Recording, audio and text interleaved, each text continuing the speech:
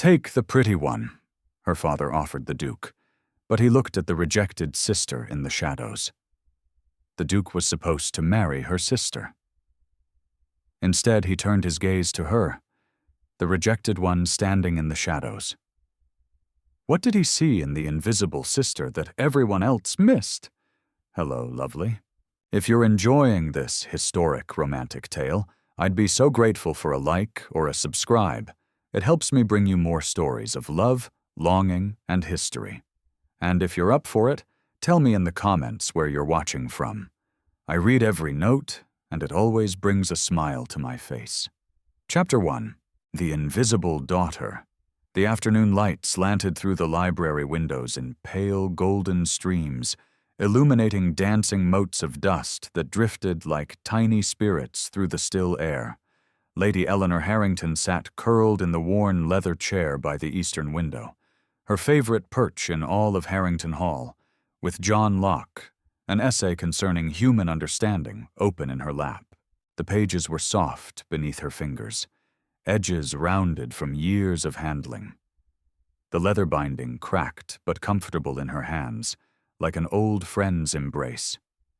She had just reached Locke's assertion that the mind was a blank slate tabula rasa, upon which experience wrote its lessons when the sound of carriage wheels on gravel shattered the library's peaceful silence. She's returned. Lady Sophia has returned. The housemaid's excited cry echoed through the hall's stone corridors, followed by the rapid patter of feet. Eleanor looked up from her book, marking her place with a finger, and listened as the household stirred to life with an energy it rarely possessed these days. Doors opened and closed. Voices rose in cheerful greeting. Even Mrs. Wilkins, their aging housekeeper, could be heard hurrying down the main staircase with uncharacteristic speed. Eleanor remained in her chair, watching the dust motes continue their lazy dance, undisturbed by the commotion beyond the library doors. Her sister had been to the modiste in London, a 2-day journey that had consumed the household's conversation for the past week. New gowns for the season, the finest silks, colors that would complement Sophia's golden hair and rose-petal complexion. Eleanor had heard it all discussed in exhaustive detail, though no one had thought to ask if she might need new gowns as well. Not that it mattered. Eleanor had long ago accepted her role in the family tableau, the shadow to Sophia's light, the footnote to her sister's story. She returned her attention to Locke, but the words blurred before her eyes. Through the library's half-open door, she could hear her sister's voice, bright and musical, like bells chiming. "Oh, Mrs. Wilkins, you should see the emerald silk. The modiste said it would make my eyes look like precious gems, and the cream muslin with the embroidered roses. Father will adore it." "I'm certain. I'm sure you'll be the belle of every ball, my lady," Mrs. Wilkins replied, her voice warm with genuine affection. Eleanor closed her book quietly and rose from her chair, moving to the window that overlooked the hall's front courtyard. Below, servants were unloading trunk after trunk from the carriage, each presumably filled with finery that would make Sophia even more dazzling than nature had already rendered her. Lady Sophia Harrington stood in the center of the activity like a sun around which planets orbited, her golden hair catching the autumn light, her face animated with excitement. She was beautiful. There was no denying it. Society had proclaimed it since her debut 3 years ago, and the proclamation had only grown louder with time. Perfect features, perfect bearing, perfect charm. Eleanor turned away from the window and caught her own reflection in the small mirror that hung beside the bookshelf. Dark hair pulled back simply, gray eyes that were too large for her face, features that were pleasant enough, but utterly unremarkable. She was not ugly, precisely, but she was not Sophia, and in the world they inhabited, that single fact defined everything. The library door burst open, and Sophia swept in, still wearing her traveling cloak, her cheeks flushed from the journey. Eleanor, there you are. I should have known I'd find you buried in books. Her tone was affectionate, without malice, which somehow made it worse. Welcome home, Eleanor said, managing a genuine smile. Whatever complicated feelings she harbored about her sister, she did love her. It was impossible not to love Sophia, who had never been cruel, never been unkind, but who simply existed in a different sphere entirely. You must come see the gowns, Sophia insisted, crossing to take Eleanor's hands. The modiste has outdone herself this time. There's a blue one that I think would suit you wonderfully. I had her make it up in your size. It will need altering, of course. But that was thoughtful, Eleanor interrupted gently, squeezing her sister's hands. Thank you.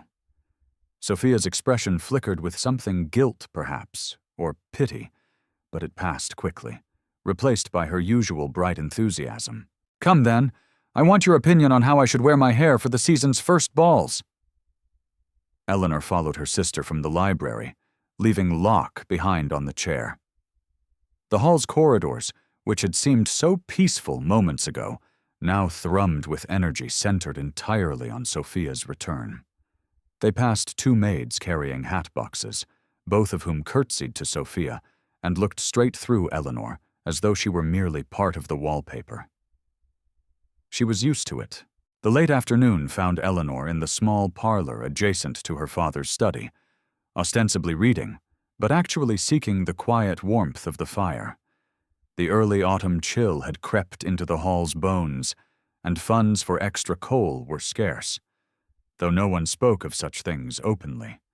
The sound of raised voices filtered through the study door. 6 months, my lord, perhaps less, if your creditors grow impatient. Eleanor recognized Mr. Thornton's voice, the family solicitor, whose visits had become increasingly frequent and increasingly grim over the past year. There must be something, her father replied, his usually authoritative voice tight with desperation. The estate. Surely the estate is mortgaged to the hilt. My lord, you've borrowed against every acre, every asset. Unless you find a substantial infusion of capital, you will lose everything. The title will remain, but the hall, the lands, the income, all of it will be forfeit. A heavy silence followed. Eleanor sat frozen in her chair, the book forgotten in her lap, her heart pounding. Then Sophia must marry well, Lord Harrington said finally, his voice hard with resolve. And quickly, Duke William Beaumont is seeking a wife, they say. He's been in mourning these 8 years, but rumor has it he's finally ready to marry. Sophia could be the answer to everything. His Grace is notoriously particular, Mr. Thornton cautioned. Many have tried to capture his attention. Sophia will succeed where others have failed. She must. Our entire future depends on it. Eleanor's hands trembled slightly as she gripped her book. 6 months, complete ruin, and Sophia, beautiful, charming Sophia, was to be the sacrifice that saved them all. The study door opened abruptly. Eleanor barely had time to look down at her book, feigning absorption as her father strode past the parlor entrance without so much as a glance in her direction. His face was set in hard lines, his mind clearly racing through calculations and schemes. He passed within 3 ft of where she sat and did not see her. Eleanor exhaled slowly, the familiar ache of invisibility settling in her chest like a stone. Evening brought a return to the hall's usual rhythms. Dinner was a quiet affair. The family dining room felt too large for 3 people. The empty chairs a reminder of better times when aunts and uncles and cousins had filled the house with noise and laughter. Lord Harrington was distracted, speaking little, his gaze constantly drifting to Sophia as though seeing her anew, calculating her worth in the marriage market. Sophia chatted about London, the modiste, the ladies she'd encountered shopping. Her voice had that slightly performative quality it always carried at dinner, as though she were practicing for some larger stage. Eleanor ate quietly, contributed little to the conversation, and was not missed when she excused herself before dessert. She found her way back to the library, to her chair by the window, now dark with night. Someone had lit a single candle on the side table, probably Mrs. Wilkins, who alone seemed to notice Eleanor's habits and needs. She opened Locke again, but could not focus on the philosophy. Her mind kept returning to the overheard conversation, to her father's desperate words, to the impossible weight now resting on Sophia's slender shoulders. Sophia must marry well. Not Eleanor. Never Eleanor. The thought had never even crossed Lord Harrington's mind that his younger daughter might be of use in solving the family's crisis. She was simply too inconsequential, too easily forgotten. Eleanor had spent 22 years as a shadow in her own home, drifting through rooms without causing a ripple, existing in the margins of her family story. She loved them. She loved her father despite his blindness, loved Sophia despite the complicated tangle of affection and envy that bound them together. But the loneliness of perpetual invisibility had carved a hollow space inside her that no amount of books could fill. The sound of hoofbeats on gravel drew her attention to the window. A messenger on horseback, riding fast despite the darkness. She watched as he dismounted at the entrance, watched as a footman took an envelope from him. Moments later, Sophia's delighted cry echoed through the hall. "Father, father, come quickly. An invitation." From Duke William Beaumont himself. Eleanor remained in her library chair, listening to the excited voices in the distance, knowing without being told that her name would be included on the invitation, only as an afterthought, a necessary formality. Lady Sophia Harrington and family were invited to a grand ball at the Duke's estate. The trap was set.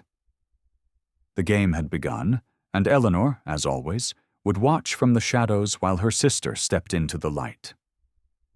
She looked down at the book in her lap, at Locke's careful reasoning about the nature of human understanding, and felt the weight of a truth the philosopher had never addressed. That understanding oneself, seeing one's own worth, meant nothing if the world had already decided you were invisible. The candle flickered in a draught, casting dancing shadows across the page. Outside her library sanctuary, Harrington Hall hummed with new energy, new hope. All of it centered on Sophia's golden beauty and the Duke who might save them all. And Eleanor, alone with her books and her thoughts, allowed herself one moment of selfish longing, wondering what it might feel like to be seen, truly seen, by someone who looked past the surface to the person beneath. Then she closed her book, extinguished her candle, and disappeared into the darkness of the hall's corridors. A ghost in her own home. Chapter 2. The arrangement. The week that followed the Duke's invitation transformed Harrington Hall into a hive of frenzied activity.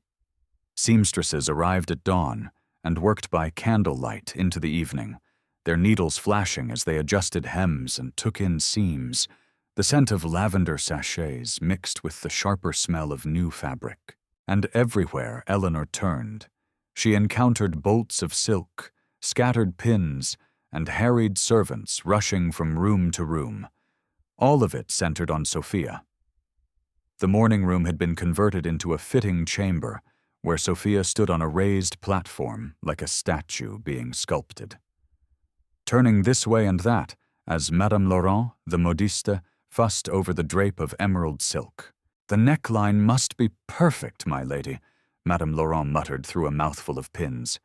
"His Grace will notice every detail." Eleanor watched from the doorway, unnoticed as usual, as her sister stood perfectly still, her arms extended while two assistants adjusted the sleeves. Sophia's face was serene, almost blank, the expression she wore when she retreated into herself, becoming the beautiful object everyone required her to be. Lady Eleanor. Eleanor turned to find Madame Laurent's youngest assistant, a girl barely 16, holding a dress of pale gray muslin. "For you, my lady, for the fitting." The dress was simple, almost severe in its lack of ornamentation. Eleanor recognized it as the afterthought. It was made up quickly from leftover fabric, designed to ensure she would blend seamlessly into the wallpaper of whatever ballroom she occupied. The fitting took less than 10 minutes. No one fussed over the drape of her hem or worried whether the neckline flattered her complexion. The assistant marked a few adjustments with chalk, nodded, and moved on to more important tasks. Eleanor caught her reflection in the standing mirror as she changed back into her day dress. In the gray gown, she looked like a ghost, pale, insubstantial, easily overlooked, which was, she supposed, exactly the point. Lord Harrington had converted his study into a training ground of sorts. Eleanor passed by one afternoon to find him coaching Sophia on the art of conversation, pacing before her like a general preparing his troops for battle. You must be charming, but not forward, interested but not desperate. You must laugh at his jests, but not too loudly. You must, Father, please. Sophia interrupted, a rare edge to her voice. I understand what is required. Do you? Lord Harrington stopped his pacing, fixing his elder daughter with an intense stare. Do you truly understand what hangs in the balance? You are the solution to all our problems, my dear. The Duke is our salvation. You cannot, you must not fail us. Eleanor, standing unnoticed in the doorway, watched her sister's shoulders tighten, watched the way Sophia's hands clenched in her lap before she forced them to relax, to settle gracefully, perfectly. I will not fail you, Father, Sophia said quietly, her voice stripped of its usual music. Lord Harrington nodded, satisfied, and returned to his pacing, listing all the ways Sophia must present herself to capture a duke's attention. Eleanor slipped away before either of them noticed her presence. The weight of expectations settling over Sophia was almost visible, like dust accumulating on a shelf, layer upon layer until the original surface disappeared beneath it. That night, Eleanor was reading by candlelight in her chamber when a soft knock sounded at her door. Come in, she called, surprised. No one knocked at her door after dark. Sophia entered, still in her dressing gown, her golden hair loose around her shoulders. In the flickering candlelight, she looked younger, less polished, almost fragile. I couldn't sleep, Sophia said, hovering near the door, as though uncertain of her welcome. Eleanor set aside her book and gestured to the chair beside her bed. Sit with me. Sophia crossed the room and sank into the chair, drawing her knees up beneath her like a child seeking comfort. For a long moment, neither sister spoke. Do you ever feel like a thing rather than a person? Sophia asked finally, her voice barely above a whisper. Eleanor's breath caught. It was the most honest question her sister had ever asked her. Yes, Eleanor answered simply. Every day, Sophia looked at her then, really looked at her, and Eleanor saw something raw and desperate in her sister's eyes. But before Eleanor could reach out, before she could offer comfort or solidarity, Sophia's expression shuddered. The mask slipped back into place. Beautiful, serene, untouchable. I should let you sleep, Sophia said, rising abruptly. The week ahead will be exhausting. She was gone before Eleanor could find words to call her back, leaving only the faint scent of rose water and the echo of a vulnerability too frightening to examine. Eleanor stared at the closed door for a long time before returning to her book, though the words swam meaninglessly before her eyes. The library became Eleanor's refuge from the chaos consuming the hall. While seamstresses sewed and dancing masters taught Sophia the latest steps, Eleanor buried herself in research. She told herself she was simply curious, but truthfully she was starving for any scrap of information about the man who had become the center of their household's desperate hopes, Duke William Beaumont. The name appeared in various books and periodicals scattered throughout her father's collection. She pieced together a portrait from fragments. Born in 1785, inherited the dukedom at 23 when his father died suddenly. By all accounts, a serious young man, scholarly with progressive views that occasionally raised eyebrows among the more conservative members of the peerage. And then the tragedy that had defined him. 8 years ago, the woman he loved, Lady Victoria Langley, had died in a riding accident. The Duke had retreated from society, becoming something of a recluse, managing his estates with capable efficiency, but attending no balls, hosting no parties, living in what the gossip columns called splendid isolation. Until now, until he had decided finally to seek a wife. Eleanor found a political pamphlet tucked between 2 books on agricultural reform. She almost missed it, but the Duke's name on the cover caught her eye. On the Necessity of Educational Reform by William Beaumont, Duke of Ravenswood. She opened it carefully and began to read. The arguments were cogent, passionate, radical. The Duke advocated for broader access to education, including, and Eleanor's pulse quickened as she read Classical Education for Women. He quoted Mary Wollstonecraft. He argued that denying half the population access to learning was not only unjust, but economically foolish. A mind is not determined by the body that houses it. He wrote, "To assume women incapable of serious thought is to arm our society with willful ignorance."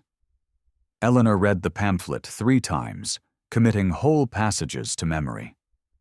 Here was a man who believed women could think, could reason, could contribute to intellectual discourse, a man who saw minds rather than merely faces. She pressed the pamphlet to her chest and allowed herself a dangerous moment of longing. What would it be like to converse with such a man, to discuss philosophy, politics, ideas that mattered, to be seen not as an ornament or a disappointment, but as a thinking person worthy of engagement? The fantasy was foolish. She knew the Duke would see what everyone else saw. Beautiful Sophia, the obvious choice, the perfect Duchess. And Eleanor would remain invisible as always. She returned the pamphlet to its shelf and extinguished her candle, but sleep was long in coming. The day before the ball, Eleanor found her father in the corridor outside his study. She had a question about which wrap would be appropriate for evening, a small thing hardly worth mentioning, but she had no one else to ask. "Father, might I?" "Not now, Eleanor." Lord Harrington waved her off without looking at her, his attention focused on the letter in his hand. Then, as though remembering something, he glanced up. "Actually, yes. Tomorrow evening, I need you to stay out of the way. This is Sophia's night. The Duke must see her clearly, without distraction. I need you to be invisible." The words were spoken casually, without malice or particular emphasis.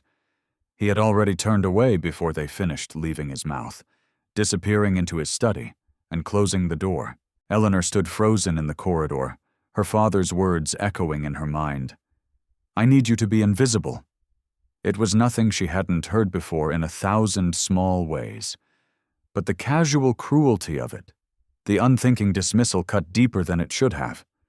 She pressed her palm against the wall to steady herself, willing away the sting of tears. She was already invisible. Had been her entire life. Her father was merely acknowledging what everyone already knew.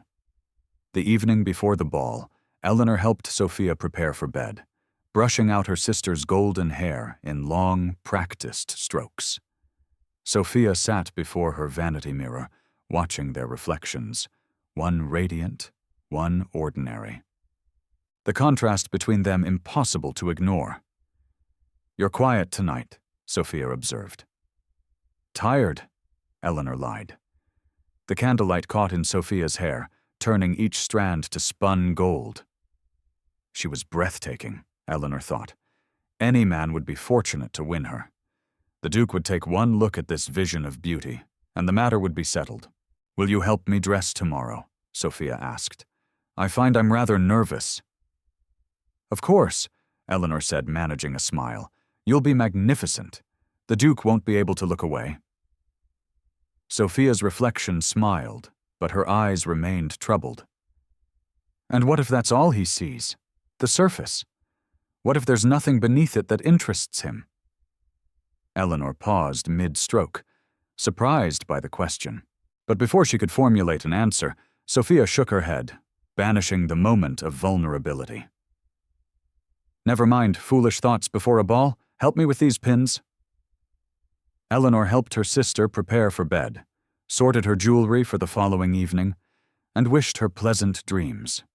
As she left Sophia's chamber and returned to her own, she carried with her a tangle of emotions too complex to name love and envy, hope and resignation, compassion, and the dull ache of knowing that tomorrow night she would watch from the shadows while her sister stepped into the light that might save them all. In her own chamber, she lay awake long into the night, thinking of a duke who believed women's minds mattered, and wondering if such a man truly existed outside the pages of political pamphlets. Tomorrow she would find out. Tomorrow she would be invisible as requested. And somewhere in the darkest hours before dawn, Eleanor admitted to herself what she had been trying desperately to deny. That, despite everything, despite logic and experience, and 22 years of evidence to the contrary, a small, foolish part of her heart dared to hope. Chapter 3. The Duke's Gaze.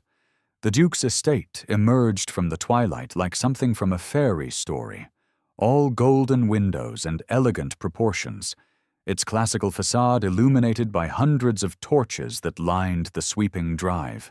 Eleanor pressed closer to the carriage window, watching the great house grow larger as they approached, her stomach tight with apprehension. Beside her, Sophia sat perfectly still, her hands folded in her lap, her breathing carefully controlled. The emerald silk of her gown shimmered in the dim carriage light, and even in this confined space, she looked like a masterpiece painted by one of the great artists. Lord Harrington, seated across from them, had not stopped talking since they left Harrington Hall. "Remember," Sophia smiled, but not too broadly, "laugh at his conversation. Ask intelligent questions, but do not dominate the discussion." "And Eleanor, I know, Father," Eleanor said quietly. "I'll stay out of the way." He nodded, already dismissing her, his attention returning to Sophia. "This is our moment. Do not waste it." The carriage rolled to a stop. A liveried footman opened the door, and the sounds of the ball flooded in music, laughter, the murmur of society's elite gathering for an evening of careful performance and ruthless judgment. Sophia descended first, her movements graceful, practiced. Lord Harrington followed, then turned to hand Eleanor down as an afterthought. She stepped onto the gravel drive in her pale gray gown and felt herself disappear, becoming merely part of the background against which more important people would shine. The ballroom stole Eleanor's breath despite her determination to remain unmoved. Crystal chandeliers hung from a ceiling painted with elaborate frescoes, their countless candles reflected in gilded mirrors that made the room seem infinite. The orchestra occupied a raised platform at the far end, their music weaving through the conversations of ladies in jewel-toned gowns and gentlemen in impeccable evening dress. The air smelled of hothouse flowers, expensive perfume, and beeswax candles. It was too much, too bright, too loud, too overwhelming. Eleanor felt the urge to flee, warring with curiosity as Lord Harrington guided them through the crowd, accepting greetings from acquaintances, while steering purposefully toward the receiving line. And there, at the center of it all, stood Duke William Beaumont. He was taller than Eleanor had imagined, broad-shouldered, with dark hair that fell slightly over his forehead, despite obvious attempts to tame it. Handsome, certainly, but it was not his features that arrested her attention. It was the quality of stillness about him, the sense of a man who had learned to armor himself against the world. Grief had etched faint lines around his eyes and mouth, lending his face a gravity that set him apart from the younger, more carelessly cheerful men surrounding him. He moved through the obligations of hosting with quiet dignity, greeting each guest with courtesy, but without the affected charm of aristocratic performance. There was something almost weary about him, Eleanor thought, as though he were going through expected motions while his thoughts remained elsewhere. "Your Grace," Lord Harrington's voice rose above the general din as he positioned himself before the Duke, Sophia at his side like a prize being presented. "May I have the honor of presenting my daughter, the finest jewel in all of England, Lady Sophia Harrington." Sophia curtsied perfectly, her golden hair catching the candlelight, her smile luminous. Eleanor, standing slightly behind and to the side, watched the Duke's expression carefully. He bowed, said something appropriate, asked Sophia to dance. Society watched approvingly as the Duke led Sophia to the floor for a waltz. Lord Harrington beamed with satisfaction. Eleanor felt her heart sink with the inevitability of it all. Beautiful Sophia and the handsome Duke. The perfect match, the expected outcome. She slipped away while her father's attention was focused on the dancing couple, moving through the crowd with the ease of someone accustomed to being overlooked. The press of bodies made her anxious, the noise overwhelming, and she found herself gravitating toward the quieter edge of the ballroom. A wall of floor-to-ceiling bookcases occupied one end of the room, a curious choice for a ballroom, but Eleanor blessed whoever had designed it. She approached the shelves like a drowning person, reaching for solid ground. The books were real, not merely decorative. She ran her fingers along the spines, finding comfort in their familiar solidity. Philosophy, political theory, poetry, a collection that spoke of genuine intellectual curiosity rather than mere status. Her hands stopped on a slim volume bound in dark blue leather, A Vindication of the Rights of Woman by Mary Wollstonecraft. Eleanor pulled it from the shelf, her heart quickening. She had read it twice, had memorized whole passages, had found in Wollstonecraft's fierce arguments a validation of thoughts she'd barely dared articulate. To find it here in a Duke's ballroom seemed almost miraculous. She opened it carefully, finding the dedication page, then the beginning of the introduction. The words were old friends welcoming her home. Wollstonecraft, a bold choice for a ball. The voice came from directly beside her, low, cultured, tinged with something that might have been amusement. Eleanor's head snapped up, the book nearly slipping from her hands. The Duke stood not 3 feet away, watching her with an expression she couldn't quite decipher. "Your Grace, Eleanor stammered, feeling heat flood her cheeks. "I apologize, I shouldn't have." "Why not?" he interrupted gently. "They're here to be read, not merely displayed." She stared at him, confusion warring with embarrassment. The dance had ended. He should be with Sophia with her father, securing the arrangement everyone expected. Instead, he stood before Eleanor in her invisible gray gown, looking at her as though she were actually worth seeing. "Have you read it?" he asked, nodding toward the book. "Yes," Eleanor managed. "What did you think?" The question was genuine, his attention fully focused on her in a way that made her feel exposed and strangely exhilarated. I think Eleanor paused, gathering her thoughts, feeling herself slip into the familiar comfort of ideas rather than awkward social performance. I think she argues persuasively that denying women education does not protect their virtue, but rather ensures their dependence. That treating women as decorative objects rather than thinking beings diminishes both the women themselves and the society that constrains them. The Duke's expression shifted, something lighting in his eyes that hadn't been there during his dance with Sophia. "You disagree with her critics, then, those who claim she advocates for unwomanly behavior?" "Her critics confuse independence with impropriety," Eleanor said, warming to the subject, forgetting her nervousness. "They cannot imagine a woman who thinks and remains virtuous, as though the two qualities were somehow incompatible. But surely virtue grounded in genuine understanding is stronger than virtue maintained through ignorance."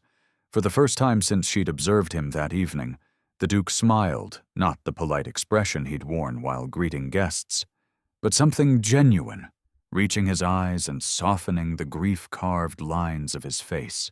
Victoria used to carry that very volume, he said quietly. She would quote whole passages at dinner parties, much to the horror of the more conventional guests. Victoria, Lady Victoria Langley, the woman he'd loved and lost. "I'm sorry," Eleanor said softly. "I didn't mean to. Please don't apologize." The Duke's voice was firm, but not unkind. "It's been 8 years since anyone spoke to me about ideas rather than condolences. I find I've missed it." Eleanor looked up at him, truly looked at him, and saw past the title and the tragedy to the person beneath, someone intelligent, weary of superficiality, hungry for genuine connection. "Your pamphlet on educational reform," she said before she could stop herself. "I read it. I thought your arguments about access to classical education were particularly compelling." His eyebrows rose. "You've read my pamphlet?" "I read everything I can find," Eleanor admitted. "My father's library is limited, but I make do." "And what do you think of your Grace?" Lord Harrington's voice cut through the moment like a blade. Eleanor stepped back instinctively as her father materialized beside them, his expression hovering between confusion and alarm. Sophia stood slightly behind him, her perfect composure showing the first hairline cracks of uncertainty. "Forgive me, Your Grace," Lord Harrington said, his smile strained. "My younger daughter has a habit of wandering. I hope she hasn't troubled you. Lady Sophia was just mentioning how much she enjoyed your dance." "Not at all," the Duke said, his tone courteous but distant. The warmth that had animated his face during conversation with Eleanor had shuttered, replaced by the polite mask of aristocratic obligation. Lady Eleanor and I were discussing literature, a refreshing conversation. He turned back to Eleanor, and for a moment their eyes met. Something passed between them.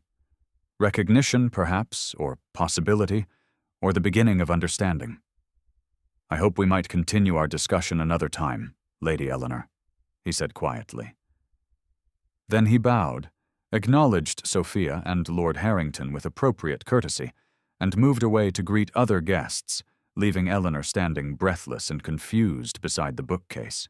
Lord Harrington turned on her the moment the Duke was out of earshot. "What did you say to him?" he hissed. "You were supposed to stay invisible, not I did nothing, Father," Eleanor said, still holding Wollstonecraft's book. "He approached me. Well, see that it doesn't happen again. Sophia is the one he should be noticing." He took Sophia's arm and steered her away, already planning his next approach. Eleanor remained by the bookcases, carefully returning the blue volume to its place on the shelf. Her hands trembled slightly. The Duke's words echoed in her mind. "I hope we might continue our discussion another time." Across the ballroom, she caught sight of him speaking with an elderly couple, performing his duties as host with quiet efficiency. But once, just once, his gaze swept back across the room and found her standing by the books. Their eyes met for a heartbeat. Then he looked away. Eleanor pressed her palm against the bookshelf, steadying herself against the strange electric feeling coursing through her. For the first time in her life, someone had looked at her, truly looked at her, and seen not an invisible shadow, but a person worth knowing. It was terrifying, it was wonderful, and Eleanor had absolutely no idea what to do with it. Chapter 4. The Calling. The morning after the ball, Eleanor woke to the sound of her father's voice echoing through the hall's corridors. "He's calling this afternoon. The Duke himself, Mrs. Wilkins, we must prepare the drawing room immediately. Sophia, you must wear the cream muslin. No, the rose silk. It brings out your complexion." Eleanor lay in bed, listening to the household erupt into joyful chaos, and tried to convince herself that the previous evening had meant nothing. The Duke had been polite, curious perhaps, but the conversation by the bookcase had been a momentary aberration, a brief distraction, before he returned to the serious business of courting Sophia. That was the natural order of things. That was how the world worked. She rose and dressed in a simple morning gown of pale blue, then made her way to the breakfast room where she found Sophia already seated, pushing eggs around her plate without eating.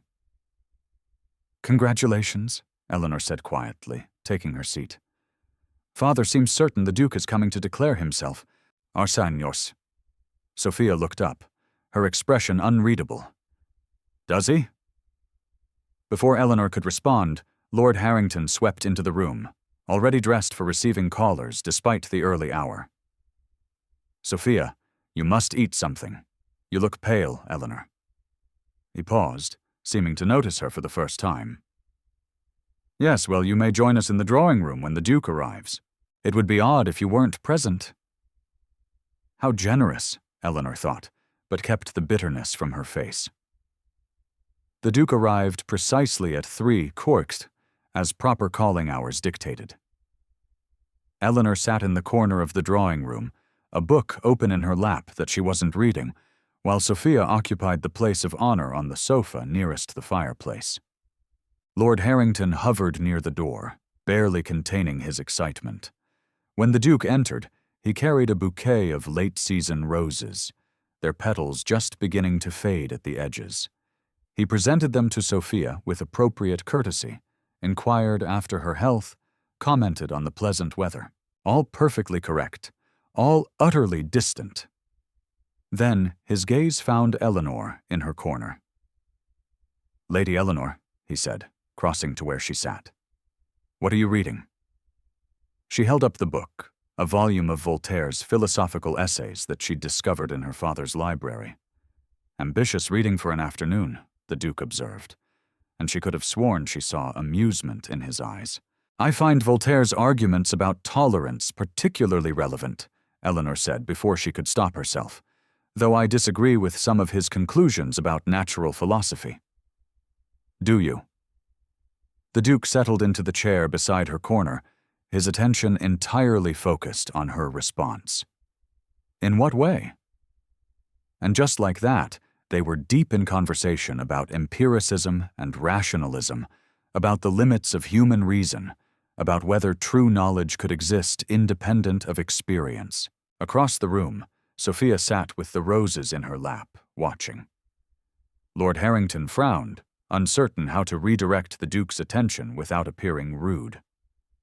The visit lasted the appropriate 30 minutes.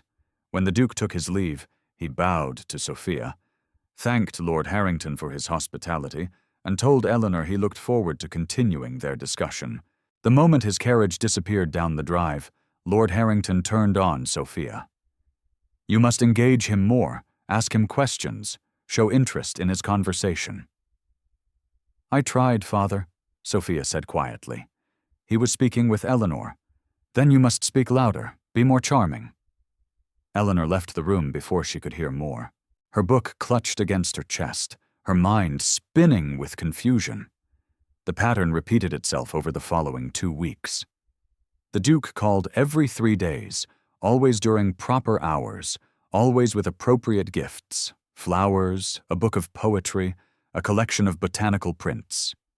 He was unfailingly courteous to Sophia, attentive to Lord Harrington, and scrupulously proper in all his conduct. But his conversations were always with Eleanor. He asked about her reading. She asked about his work on educational reform. They debated the merits of various philosophers, discussed political theory, argued good-naturedly about whether poetry or prose better captured truth.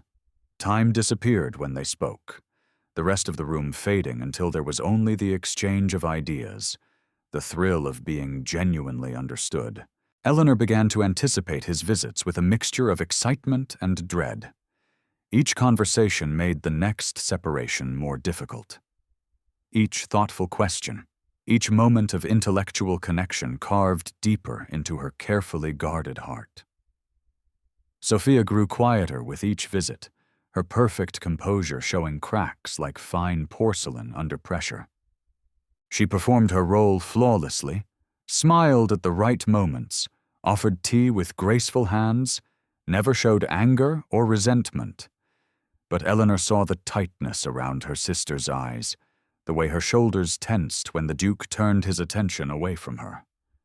Lord Harrington remained stubbornly oblivious, attributing the Duke's interest in Eleanor to mere politeness. "He's being kind to your sister because she's here," he told Sophia after the 4th visit. "But you must work harder to capture his real attention, be more vivacious, laugh more. Show him what an excellent duchess you would make." Eleanor wanted to scream at her father's blindness. But what would be the point? He saw what he needed to see, what the world had taught him to value. The 5th visit changed everything. The Duke arrived on a crisp afternoon when the autumn leaves were at their peak, the gardens ablaze with gold and crimson. After the usual pleasantries in the drawing room, he made an unexpected request. "The day is remarkably fine," he said, addressing Lord Harrington. "Might I impose upon your hospitality and request a walk in your gardens? I've heard they're quite beautiful this time of year." Lord Harrington nearly fell over himself, agreeing. "Of course." "Your Grace, Sophia, accompany the Duke." "I was hoping," the Duke interrupted gently, "that both Lady Sophia and Lady Eleanor might join me. I find the conversation flows more easily with a small group. It was an unusual request, but not improper." Lord Harrington hesitated, then nodded. The 3 of them walked out into the garden, Sophia on the Duke's right arm, Eleanor on his left, though she had not taken his offered arm, keeping a proper distance instead. They had barely reached the rose arbor when a maid appeared, breathless. "Lady Sophia, forgive me, but your mother requests your presence. She has need of your opinion on the menu for tomorrow's dinner." It was obviously contrived Lady Harrington had never consulted Sophia about menus in her life. But Sophia, reading the situation with the sharp intelligence she usually kept hidden, simply nodded. "Of course, Your Grace, Lady Eleanor. Please excuse me." She swept away, leaving Eleanor alone with the Duke among the fading roses. Panic fluttered in Eleanor's chest. This was improper. They should return to the house, find a chaperone, maintain the appropriate distance. Instead, they walked deeper into the garden. "Your Grace," Eleanor said finally, unable to bear the silence. "I believe you are expected to court my sister." "Expected?" "Yes." The Duke's voice was quiet, measured. "Expected by your father, by society, by everyone who sees only surfaces." "She is beautiful," Eleanor said, defensive. "She is everything a duchess should be. She is lovely," the Duke agreed. "She is accomplished and graceful and perfectly bred for the role. And when I speak with her, I feel nothing but a distant sort of appreciation, like admiring a portrait in a gallery." Eleanor stopped walking, turning to face him. "Then why do you keep calling?" The Duke met her eyes, and she saw in them a vulnerability that made her breath catch. "I lost someone very dear to me many years ago," he said carefully. "Victoria, she was brilliant and fierce and utterly herself. And when she died, I believed my capacity for connection died with her. I spent 8 years in a comfortable sort of numbness, managing my estates, fulfilling my obligations, feeling nothing." He paused, and Eleanor saw him gathering courage. "But you," he continued, "you remind me that there are still minds worth knowing, souls worth discovering. When we speak, I feel alive again. Not because you resemble Victoria. You don't. Not in any physical way, but because you're real, Eleanor. You're genuinely, authentically yourself, and that is rarer than you can possibly imagine in the world we inhabit." Eleanor's hands trembled. She clasped them together, trying to steady herself. "I am not my sister," she said, her voice barely above a whisper. "I am not beautiful. I am not charming. I am not what society expects. I will embarrass you at dinners and balls. People will say you made a poor choice. That grief has clouded your judgment." "Eleanor," the Duke spoke her name like a prayer. "No, you are something far more rare than beautiful or charming. You are real, and I find I would rather spend my life in honest conversation with someone real than in elegant silence with someone perfect. The garden seemed to hold its breath around them. Fallen leaves crunched softly beneath their feet. The scent of late roses hung in the cooling air. "I don't know what to do with this," Eleanor admitted, tears threatening.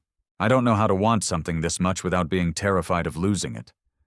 "Then be terrified," the Duke said gently. "Be uncertain. Be yourself. That's all I ask." The sound of footsteps on gravel interrupted them. Lord Harrington probably come to ensure propriety, or to redirect the Duke's attention back to Sophia. The Duke stepped back, restoring proper distance. "I should return you to the house." They walked in silence, but everything had changed. Eleanor felt it in the way the air moved around them, in the careful space the Duke maintained between them that somehow felt more intimate than touching. That night, Eleanor stood at her bedroom window, watching the Duke's carriage disappear down the darkened drive. The lamp in his carriage cast a warm glow that faded into the darkness, and she pressed her palm against the cold glass. For 22 years, she had been invisible. For 22 years, she had told herself that invisibility was safety, that not being seen meant not being hurt. But now someone saw her, really saw her, and the terror of being seen warred with a desperate, dangerous hope. What if? The question hung in the darkness like a prayer. What if someone could love me not despite who I am, but because of it? Eleanor rested her forehead against the window and let herself imagine a future she had never dared to dream. Chapter 5. Truths and Fractures. 3 weeks after the ball, Eleanor woke to whispers. She had come downstairs early, seeking the quiet of the morning before the household fully stirred. When voices drifted from the servants' hall, the door left slightly ajar. Imagine the Duke preferring the plain one. The voice belonged to Sarah, one of the newer maids. "My cousin works at the Pendleton estate, and she says all of society is talking about it. Perhaps his grief has addled his wits." Another voice replied, older, more measured. 8 years is a long time to mourn. The mind can play tricks. Still, Lady Sophia must be devastated to be passed over for her own sister. Eleanor's hand tightened on the banister. She should move, should make her presence known, should do anything but stand frozen like a child eavesdropping on adult conversations. The plain one, the words echoed in her mind, reopening every wound she'd thought had scarred over. Of course, that's what they called her. Of course, that's how the world saw her. Not as Eleanor, not as a person with thoughts and feelings, but as the plain one, defined entirely by what she lacked in comparison to Sophia and the Duke's interest, explained away as madness, as grief-induced delusion, not as genuine attraction or intellectual connection, but as something wrong with him. Eleanor turned and climbed the stairs back to her room. Her appetite for breakfast vanished. By afternoon, the whispers had apparently reached her father's ears. Eleanor was in the small parlor attempting to read when Lord Harrington's voice thundered from the doorway. "My study now?" She rose on unsteady legs and followed him, dread settling in her stomach like a stone. He closed the study door behind them with barely controlled force. "What have you done?" His face was flushed, his hands trembling with anger or panic or both. 3 weeks, Eleanor. 3 weeks of the Duke calling, and only now do I understand what's been happening under my own roof. Father, you have been sabotaging your sister's future. He paced before his desk like a caged animal, deliberately engaging him in conversation, displaying your learning like some kind of blue stocking, distracting him from the purpose of his visits. The purpose of his visits? Eleanor's voice rose despite her intention to remain calm. He calls because he wishes to. He speaks with me because he chooses to. I have done nothing but answer his questions honestly. Honestly? Lord Harrington spat the word. You will cease these intellectual displays immediately, When the Duke calls, you will remain silent. You will let Sophia shine as she should. You will remember your place in this family." Something inside Eleanor cracked. 22 years of being overlooked, of being invisible, of never being quite enough. It all came pouring out. My place. She faced her father squarely, tears threatening, but her voice steady. "And what is my place, Father? To sit quietly in corners, to make myself smaller so Sophia can appear larger. I have done nothing but be myself. Perhaps that is the problem. I have never been enough for this family." Lord Harrington stared at her as though seeing a stranger. "You are being hysterical." "I am being honest," Eleanor interrupted. "For the first time in my life, someone sees me. Actually sees me, not as Sophia's shadow, not as the disappointing second daughter, but as myself. And you cannot bear it because it doesn't fit your plans. Our family is facing ruin." Lord Harrington's voice cracked. "Sophia must marry well. She must save us. You have no right to interfere. I have every right to exist," Eleanor shouted, shocking them both. "I have every right to be seen, to be wanted, to matter." The silence that followed was deafening. Eleanor turned and fled before her father could respond, before the tears could fall, before she said something that would shatter their relationship beyond repair. She found refuge where she always did, in the library, in the worn leather chair by the window, surrounded by books that had been her companions when people failed her. The tears came then, hot and bitter. She pressed her face into her hands and let herself break. Let the pain of being the plain one, of being told she was sabotaging her sister's happiness simply by being herself, wash over her in waves. She didn't hear the door open, didn't notice she wasn't alone until a handkerchief appeared in her field of vision. "Here," Sophia said softly. Eleanor looked up, startled, to find her sister settling into the chair beside her. Sophia's perfect composure showed cracks. Her eyes were red-rimmed, her hands twisting in her lap. "I heard Father shouting." Sophia said half the house heard him. "I'm sorry," Eleanor managed, wiping her eyes. "I never meant to. Don't." Sophia's voice was firm. "Don't apologize, not for this."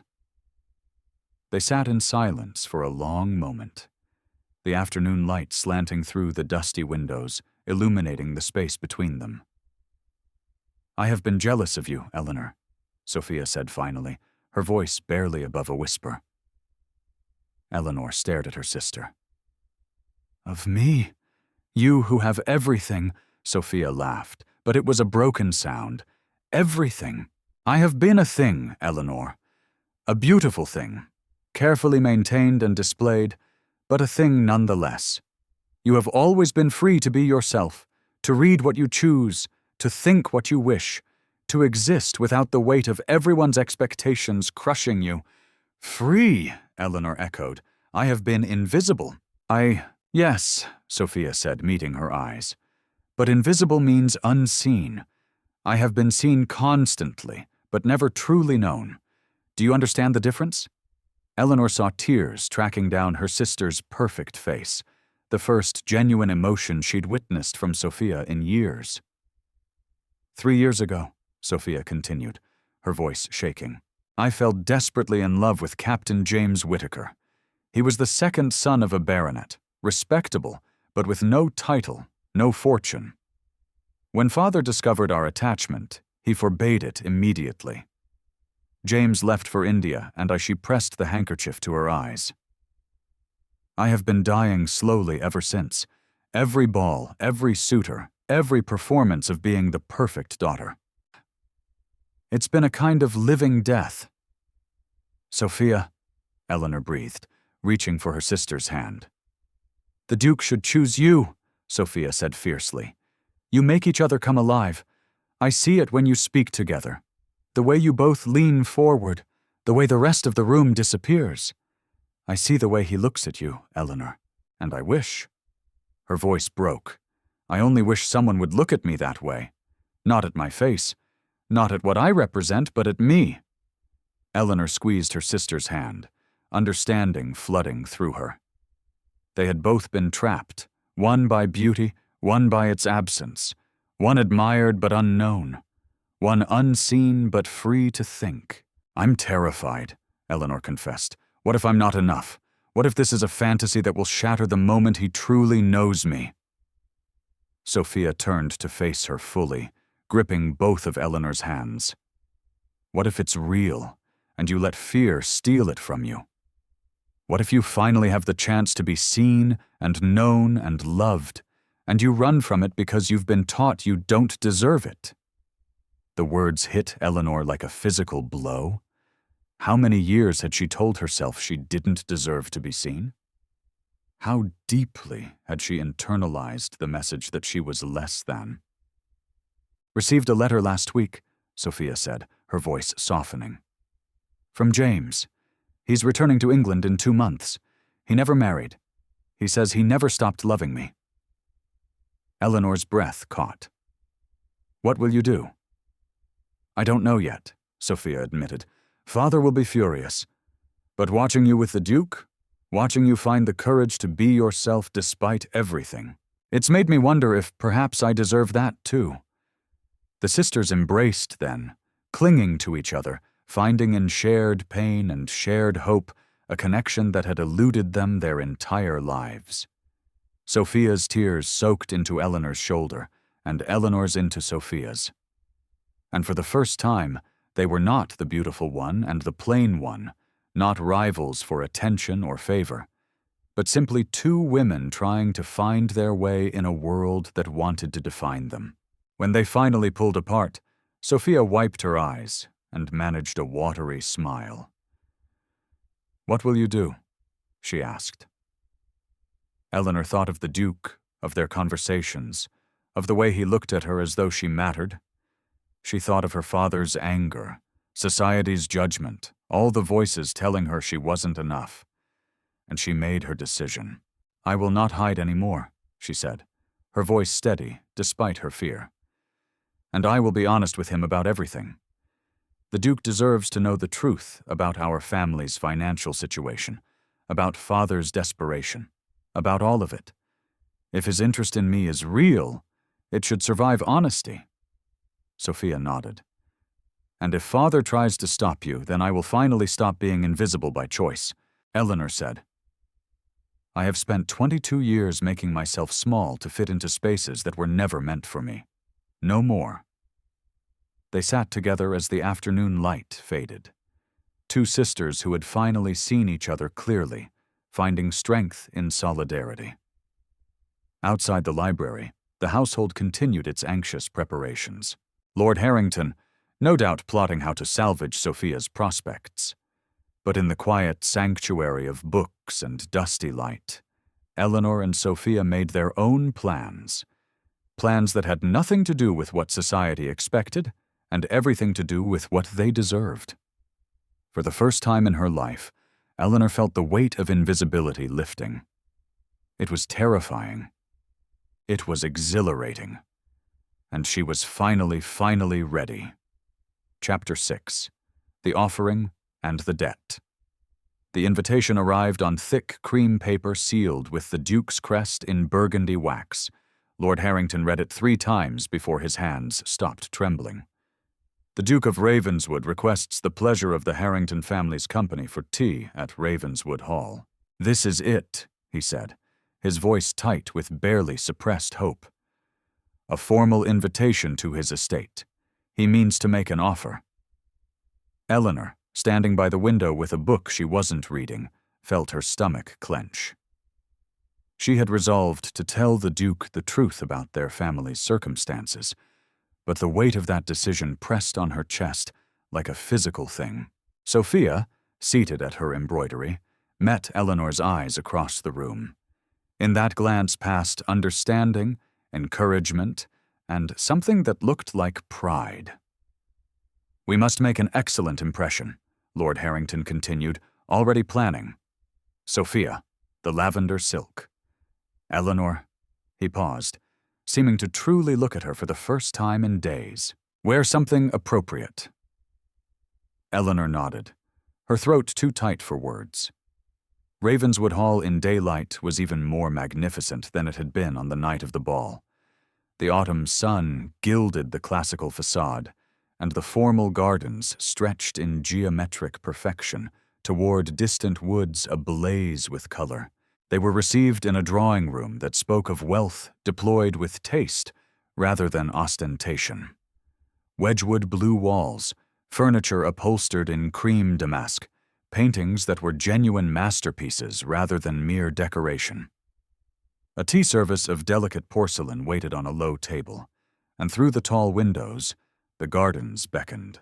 The Duke greeted them with his characteristic quiet courtesy, but his eyes found Eleanor immediately and held there a moment longer than propriety strictly allowed.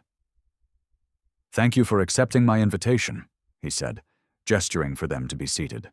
"I hope the journey wasn't too taxing." Lord Harrington launched into effusive gratitude, his nervousness making him verbose. Sophia sat perfectly still, her hands folded in her lap, her expression serene. Eleanor perched on the edge of her chair, her heart hammering against her ribs. Tea was poured. Pleasantries were exchanged. The Duke asked after their comfort, commented on the unusually fine weather, mentioned an upcoming exhibition at the Royal Academy. All perfectly normal, all utterly surreal. Then the Duke set down his cup and turned to Lord Harrington. "Sir, I wonder if I might request a private word with Lady Eleanor. There is a matter I wish to discuss with her." The silence that followed was deafening. Lord Harrington's cup rattled slightly in its saucer. Sophia's eyes widened fractionally before her composure reasserted itself. "Your Grace, that would be highly irregular," Lord Harrington managed. "I am aware," the Duke said calmly. "Nevertheless, I ask your permission. It wasn't really a request, not from a Duke." Lord Harrington swallowed hard and nodded. The Duke rose and offered Eleanor his hand. She took it, feeling the warmth of his palm through her glove, and followed him from the drawing room. His study was magnificent, a cathedral to learning. Books lined every wall from floor to ceiling, their leather spines gleaming in the autumn light that streamed through windows overlooking the gardens. The scent of leather and paper and old wood filled the air, and Eleanor felt something in her chest loosen despite her anxiety. "Your library," she breathed. "One of the few rooms in this house that feels genuinely mine," the Duke said, closing the door behind them, not completely leaving it slightly ajar for propriety, but enough to create intimacy. They stood facing each other in the center of the room, and Eleanor summoned every ounce of courage she possessed. "Your Grace, there is something you must know," she said before he could speak. "Before you say anything, before this goes any further, I cannot in good conscience allow you to continue in ignorance." He waited, his expression attentive but not alarmed. The words tumbled out in a rush. "My father is facing financial ruin, complete ruin. Our family has approximately 4 months before we lose everything. The estate, the income, all of it. The only thing that will remain is the title, which is worth nothing without the means to support it." She took a shaking breath. "You should know this because if you are considering any future association with our family, you deserve the truth. I will not have you discover later that you were deceived." The Duke's expression didn't change. He simply watched her with those dark, assessing eyes. "I know," he said quietly. Eleanor's world tilted. "You know, I make it my business to know the circumstances of anyone I might ally myself with," the Duke said, taking a step closer. "I learned of your family's situation before I ever attended that ball." "Then why?" Eleanor couldn't finish the question. Her mind spun with implications. The Duke moved closer still, near enough that she could see the fine lines around his eyes, the slight imperfection where an old scar marked his left eyebrow. Because financial circumstances have nothing to do with the worth of a person's mind, heart, or soul, he said, his voice low and intense. I did not come to that ball seeking a transaction, Lady Eleanor. I came because I have been alone for 8 years, and I was weary of loneliness. I came hoping to find. I don't know what I was hoping for, but I found you. Eleanor's hands trembled. She clasped them together to still them. But I will not court you under false pretenses, the Duke continued. I want to help your family, not as payment for your hand, not as leverage or obligation, but because it is within my power to do so, and because your father's desperation has trapped both his daughters in cages they didn't build. I cannot let you solve our problems, Eleanor said, her voice breaking. It wouldn't be right. It would mean I came to you because of money, because of necessity. Then don't let me, the Duke interrupted gently. Let me solve them for Sophia's sake, for your mother's sake, for the servants who would lose their positions. What happens between us should be separate from financial obligation. I want your choice to be free, Eleanor, genuinely free. No one had ever offered her freedom before. The concept was so foreign that she couldn't quite grasp it. Free, she echoed. I am not proposing, the Duke said, and she heard vulnerability in his voice. Not yet. I am asking if you would allow me to court you properly with no debts between us, no obligations, no pressure, just possibility. Just two people discovering whether what we found in conversation might grow into something more. The study was very quiet. Through the windows, Eleanor could see gardeners working in the distance, autumn leaves drifting down like golden rain. The world continued, oblivious to the fact that her entire life was reordering itself in this moment. I am terrified, she whispered. I know, the Duke said. So am I. What if I'm not enough? What if society's judgment proves too much? What if, Eleanor, he spoke her name like a benediction? What if you are exactly enough? What if this terrifying thing is real? She looked up into his face and saw her own fear reflected there, her own desperate hope. And she understood then that vulnerability was not weakness. It was the only honest foundation on which anything real could be built. Yes, she said. I am terrified. But yes, the Duke's expression transformed relief and joy, and something deeper that made her breath catch. He didn't touch her beyond what propriety allowed, but the space between them felt charged, alive with possibility. Then let me speak with your father, he said. Let me settle the debts as a gesture of goodwill. And then, if you're willing, let me court you properly? Eleanor nodded, not trusting her voice. They returned to the drawing room where Lord Harrington and Sophia waited in tense silence. The Duke resumed his seat and finished his tea, speaking of inconsequential things before requesting a private word with Lord Harrington in his study. Eleanor watched them go, then met Sophia's questioning gaze. He knows Eleanor mouthed about everything. Sophia's eyes widened, but before she could respond, the men returned.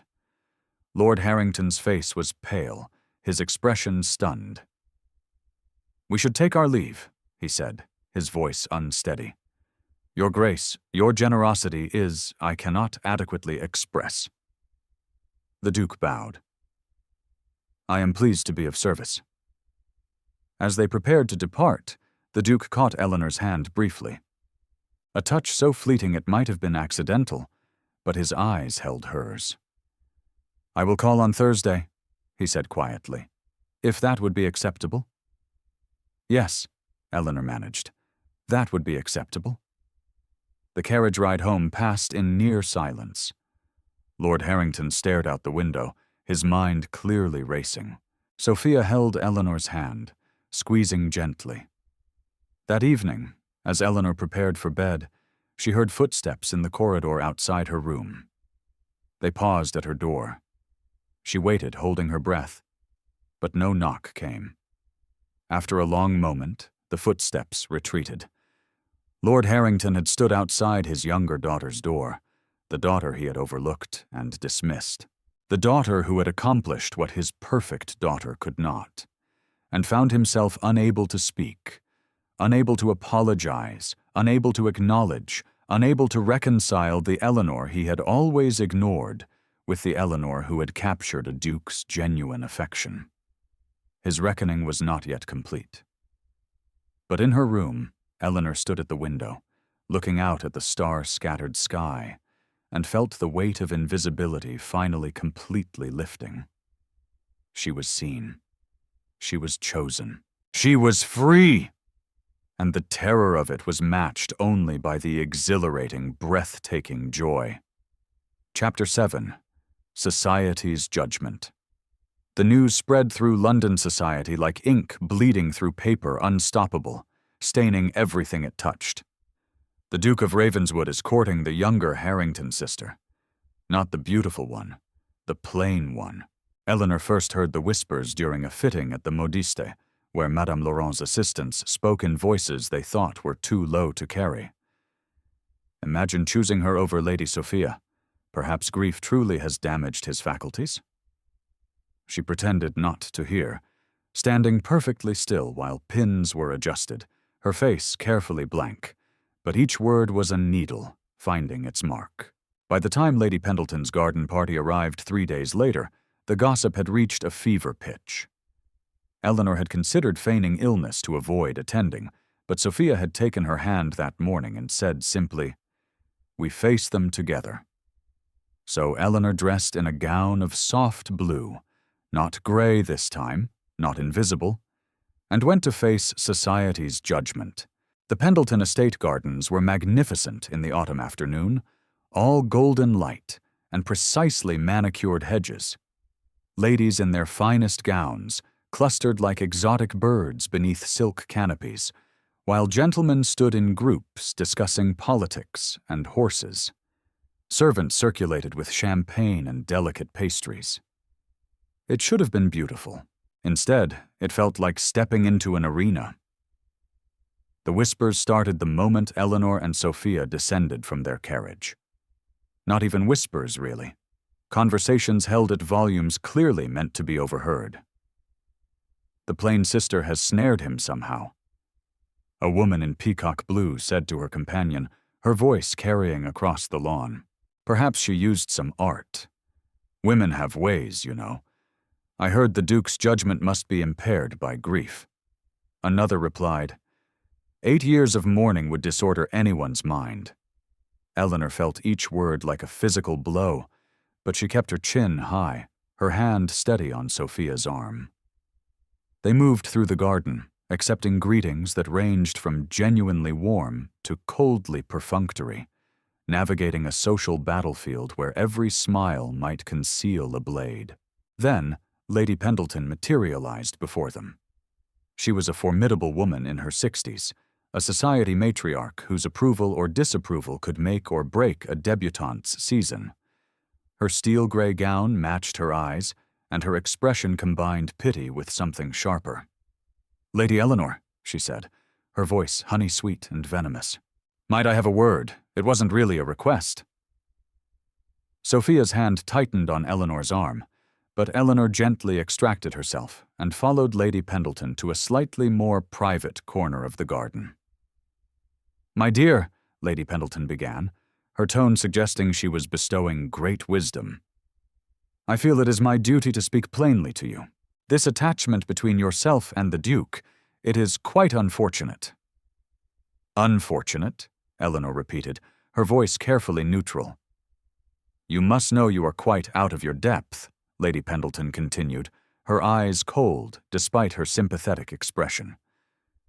"The Duke requires a wife who can represent his position with grace and beauty, someone who can shine at state dinners, who can navigate the highest circles of society without embarrassment.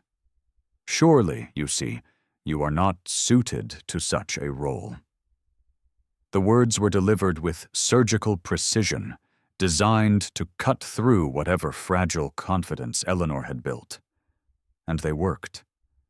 Eleanor felt her carefully constructed composure cracking, felt the old familiar shame rising like a tide. "Lady Pendleton," she began, but her voice wavered.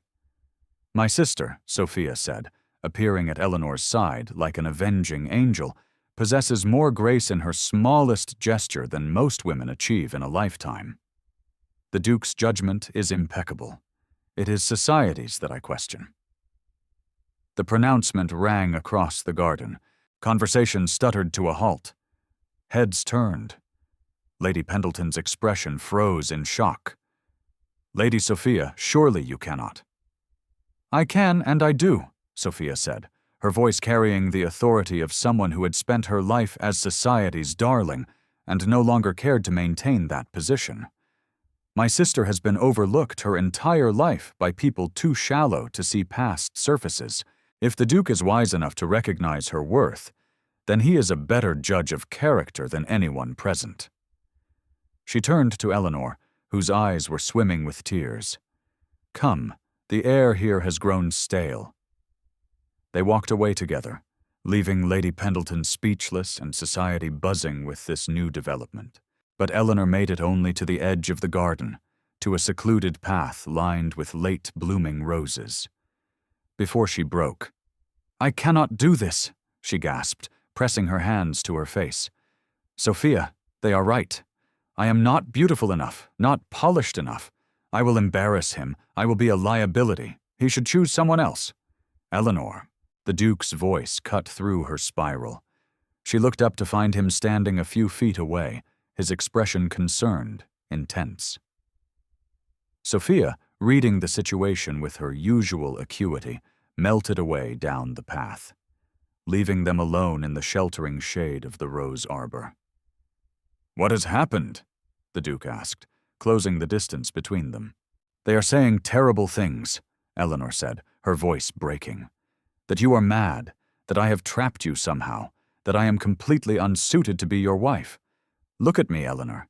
It was the first time he had used her given name. The intimacy of it made her breath catch. She met his eyes, dark, steady, certain. I have spent 8 years in a tomb of grief, he said, his voice low and fierce, surrounded by society's most beautiful women, feeling nothing but a distant sort of numbness. You brought me back to life. Do you think I care what Lady Pendleton thinks? But I care, Eleanor cried. I cannot bear to be the object of mockery, to have people whisper that you made a poor choice, that grief damaged your judgment. Then we will prove them wrong, the Duke said, stepping closer, his hands moving to grip her arms gently, steadying her together. But I need to know, Eleanor, are you rejecting me because of your own doubts or because of their judgment? The question cut to the heart of everything. Eleanor stared up at him, tears streaming down her face, and was forced to confront her deepest fear. Was she running because she genuinely believed she wasn't enough? Or because she had spent so long being told she wasn't enough, that she could no longer distinguish her own voice from society's?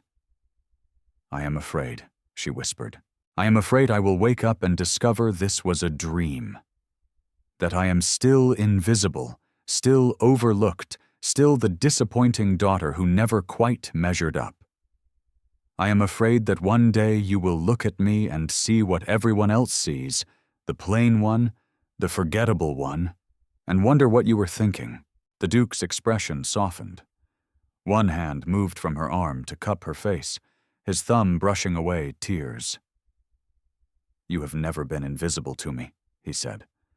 From the moment I saw you at that ball, reading Wollstonecraft, genuinely absorbed in ideas rather than performing for an audience, I saw you. I see you still. I see a woman of remarkable intelligence, fierce honesty, and a depth of character that makes every other woman I've met seem like shadows on a wall. They will never accept me, Eleanor said, but her voice was weakening. Some will, the Duke countered. Some already do, and those who don't, their opinions matter less to me than one honest conversation with you. He paused, his eyes searching hers. I do not want to be invisible anymore. I want to be seen by you, even if society disapproves. Then stand with me, the Duke said. Let them whisper. Let them judge. We will build something real, something that doesn't require their approval to exist. But I need you to choose this, Eleanor, not out of duty or desperation, but because you want it." Eleanor looked up at this man who saw her, truly saw her, who had offered her freedom and then stood firm when she was most afraid. She thought of 22 years of invisibility, of making herself small, of accepting that she was less than, and she chose differently. "I do not want to be invisible anymore," she said, her voice growing stronger. "I want to be seen by you, by myself. Even if society disapproves, even if they whisper, even if they never accept me, I want to try. I want this." The Duke smiled, that genuine smile that transformed his grief-marked face into something beautiful. "Then let us return to the party," he said, offering his arm. Together, Eleanor took his arm, feeling the solid warmth of him beside her, and they walked back down the rose-lined path toward the garden party and its judging eyes. The whispers rose like a wave when they appeared Eleanor's hand on the Duke's arm, his posture protective, both their expressions resolute. Lady Pendleton's face went through several fascinating transformations. Other guests stared openly, but Sophia was there smiling with fierce pride. And a few faces, the Duchess of Somerset, old Lord Hartfield, Lady Sarah Whitmore, showed not judgment, but approval. Eleanor held her head high and did not let go of the Duke's arm. That evening, as Eleanor prepared for bed, a soft knock sounded at her door. "Come in," she called, expecting Sophia. Instead, Lord Harrington entered, looking older and more uncertain than she had ever seen him. "Father?" Eleanor said, surprised. He stood in the doorway, struggling visibly with words that clearly didn't come easily. "I have failed you as a father," he said finally, his voice rough. "I saw only what society valued and missed what truly mattered. For 22 years, I looked past you, dismissed you, treated you as though you were somehow less than your sister. I cannot undo those years. I cannot give you back what I took through my blindness." Eleanor's throat tightened. "But I see you now," Lord Harrington continued. "And I am proud of your courage, proud of the woman you have become despite my failures. You have more strength than I ever recognized. It wasn't a complete redemption. Years of hurt couldn't be erased with one conversation. But it was a beginning, an acknowledgement, an apology, a tentative step toward something better." "Thank you, Father," Eleanor said softly. He nodded, unable to say more, and withdrew. Eleanor stood alone in her room, looking at her reflection in the mirror, the same face she had always had, unremarkable, ordinary, not the face society celebrated, but seen, chosen, valued. She smiled at her reflection, and finally, for the first time in her life, liked what she saw. Chapter 8. The Gala and the Declaration. 4 weeks had passed since the garden party, and Eleanor had spent them learning what it meant to be courted properly. There had been walks in the park, with Sophia accompanying as chaperone, where she and the Duke discussed everything from political philosophy to their favorite novels. Dinners at both estates where conversation flowed easily, despite Lord Harrington's lingering nervousness. Afternoons in the Duke's magnificent library, where he had given her free rein to explore his collection, and they had debated the merits of various authors until the light faded. She had grown more confident with each passing day, more certain that this was real, that she was genuinely wanted. But tonight was the ultimate test. The Duke's gala was the event of the season. Every person of consequence in London society would be there, watching, judging, waiting to see what the Duke would do.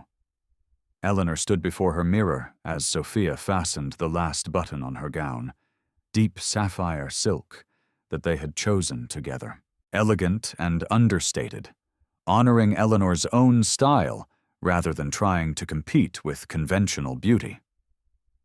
"You look magnificent," Sophia said, stepping back to admire her work. Not because of the gown, though it's lovely. Because you look like yourself. Confident, ready. Eleanor met her sister's eyes in the mirror. I'm terrified. Ahem. Good, Sophia said, smiling. That means it matters. A knock at the door interrupted them. Lord Harrington's voice, tentative. The carriage is ready when you are. In the month since his halting apology, her father had been carefully, awkwardly trying to repair what he had broken. He asked about her reading now. He looked at her when he spoke. It wasn't enough to erase 22 years, but it was something. We're coming, Father, Eleanor called. Sophia squeezed her hand. Tonight you step fully into the light, no more shadows. Eleanor took a deep breath and nodded. Ravenswood Hall blazed with light, every window golden, the drive lined with torches that turned the approaching carriages into a procession of fire. The sound of music and laughter drifted across the grounds, and Eleanor felt her heart hammering against her ribs. The weight of hundreds of eyes found her the moment she entered the ballroom. She had expected it, had prepared for it, but the reality still stole her breath. Society's elite turned to observe the Harrington family's entrance, conversations pausing mid-sentence, fans stilling mid-flutter. The whispers began immediately. Not cruel now, but curious, speculative. The Duke's choice, the plain sister, the one who somehow captured him. Then the Duke was there, crossing the ballroom with purpose, his eyes finding Eleanor immediately as though everyone else had ceased to exist. Lady Eleanor, he said, bowing formally. Lady Sophia, Lord Harrington, welcome. His greeting was proper, appropriate, but his gaze held Eleanor's a moment longer than strictly necessary, and she saw in his eyes everything he couldn't say in public. You're here? You came? You're magnificent. The evening progressed in a blur of introductions and conversations. Eleanor navigated the social waters with growing confidence, no longer trying to disappear into corners. Some guests remained cool, disapproving. Others were curious, asking thoughtful questions, genuinely interested in this woman who had captured the Duke's heart. A few were openly supportive. The Duchess of Somerset, ancient, formidable, respected by all, approached Eleanor during a lull in conversation. My dear, she said, her voice carrying the authority of 8 decades of navigating society. I have watched the Duke for 8 years. I knew his Victoria, wonderful girl, taken far too soon. I have watched him grieve, watched him withdraw, watched countless beautiful women try and fail to breach his defenses. Eleanor held her breath. You have given him back his life, the Duchess continued. Anyone who cannot see your value is a fool. I expect you to call on me next week. We have much to discuss. It was an endorsement, a public declaration of approval from one of society's most influential figures. Eleanor felt something tight in her chest loosen. Thank you, Your Grace, she managed. The Duchess patted her arm. Stand firm, child. You're stronger than you know. The moment came as the clock struck 10. The Duke crossed the ballroom, the crowd parting before him, and stopped in front of Eleanor. The music had paused between sets. The entire room fell silent. Lady Eleanor, he said, his voice carrying in the sudden quiet, would you do me the honor of this dance?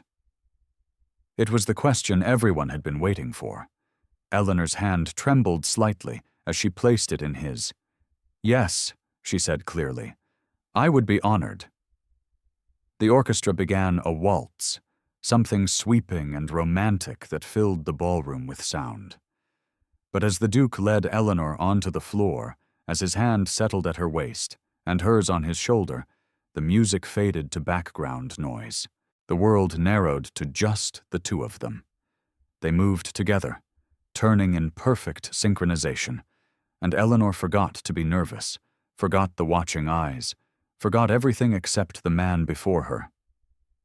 I see you, Lady Eleanor, the Duke said quietly. His voice meant only for her. Not as the sister in the shadows, but as yourself. As the woman who challenged me, who made me want to live again, who brought light back into my carefully guarded heart. Eleanor felt tears threatening, but kept them at bay through sheer will. "I have spent my life invisible," she said, finding her voice, finding her courage. "But you taught me that I was not invisible. I was simply waiting to be seen by the right eyes." The Duke's expression softened, transformed. "Will you marry me, Eleanor?" he asked, the words carrying the weight of everything they had built together. "Will you stand beside me, not as an ornament, but as a partner? Will you challenge me, debate with me, build a life of substance with me?"